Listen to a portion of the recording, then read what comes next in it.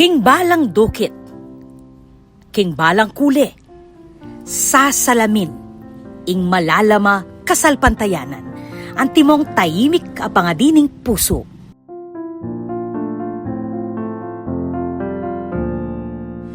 Binuklat ning Matuwang Ballet Cafe and Art Studio king syudad ning San Fernando ing kayang pasbul para kareng turista at kabalen king special a Holy Week exhibit nung nukarin kabilang keti ing Dukit ning Maleldo at ing Gulis ning Maleldo ang magumpisang March 27 hanggang April 12, 2026. Manakal po daratang niya katamo kani Pampanga karem po nga magpanata niya po manalbe even people from other countries mumutala po kay kareni po nga papako tamo nga kabalen on that day but tayo i-present in Holy Week in an artistic and deeper meaning of the observance ning Holy Week. Bidala king exhibit, reng obra da reng miyembro ning Masu o Mandukit Artisano ning Santa Ursula.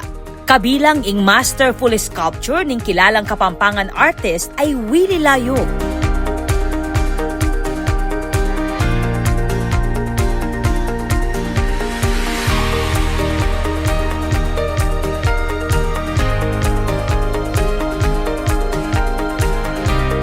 Yung kesantingan ng king Kapampangan tamong artisans, the wood carvers tamo po. We are very proud to be a wood carving city. Dukit naman ning Maleldo. Nano po yung dinukit ketang biyen ng Kristo. Same thing with the paintings. Ne? And in Dukit rin may libatla po kareng puno. Ne? And these are their artistic expressions. So, and they have the way they present their lupa da, ning kakatamo rin yung works da, iyapin po itang akakit ng expressions. At chula naman keti, reng 11 entries, iba't king painting competition apekyabayan da reng local artists. When we say gulis, bala mo ginulis siya. Ay, ginulis siya kayo nga patatitang kakanan na bala mo. May miyang impact. May miyang significance kimbiya mo. And in this way, kareni pong painters tamo, akit siya po itang works da na nanong impact da karela itang pangamate ng Kristo. Agpang kang Aida Lazatin kapag nasaning exhibit ing ipakit ing malalama kasalpantayanan, devotion, tradisyon at artistry da rin Kapampangan.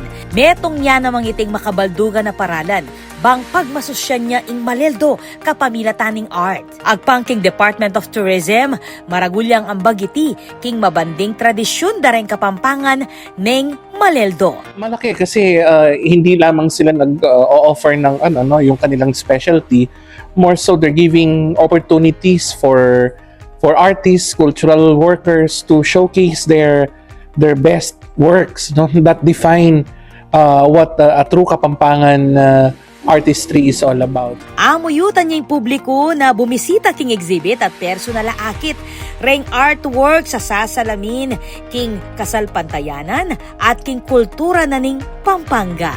I would like to share with you and all to the public na please come at Matuwang Ballet Cafe and Art Studio, King Constantine Street, San Fernando. Kani na po, bulita na King Matuwang Ballet.